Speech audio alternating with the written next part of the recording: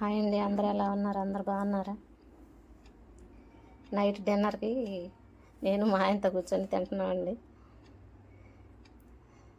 డిన్నర్లకు మజ్జిగ చారు, క్యారెట్ వేపుడు చేశానండి. మజ్జిగ చారు ఎలా తయారు చేసుకోవాలో ఈ వీడియోలో చూడండి. మజ్జిగ చారుకి ఉల్లిపాయలు, పచ్చిమిర్చి, కొత్తిమీర, ఉల్లిపాయలు 2 తీసుకున్నాను. పచ్చిమిరకాయలు స్పైసీకి తగినట్టు 4-5 తీసుకున్నాను. కొంచెం కొత్తిమీర తీసుకున్నాను. వాటి 3 సన్నగా తరిమి పెట్టుకున్నాను. తర్వాత కొంచెం అల్లం తురుము పెట్టుకున్నాను. కళాయిలోకి నూనె తీసుకొని దాంట్లో తాలింపు గింజలు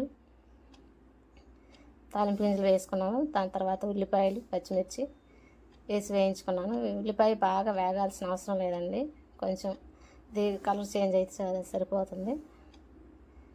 మనకు మజ్జిగ చారులో ఉల్లిపాయలు కొంచెం క్రంచీగా తగిలితే బాగుంటుంది. దాని తర్వాత తురుము పెట్టుకున్న అల్లం కూడా వేసుకున్నాను. జీడిపప్పు ఉంటే జీడిపప్పు కూడా వేసుకోవచ్చు, బాగుంటుంది. కొద్దిగా పసుపు, ఇది ఇలా వేయించుకోవాలి.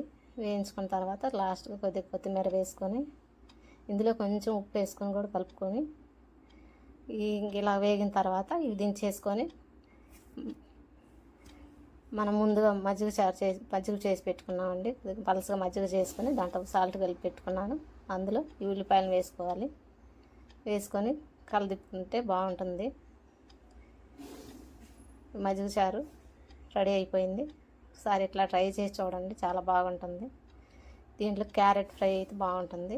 నేను క్యారెట్ ఫ్రై చేసుకున్నాను. క్యారెట్ ఫ్రైయే కాదండి, బంగాళదుంప కానీ అరటికాయ వేపుడు కానీ బాగుంటుంది.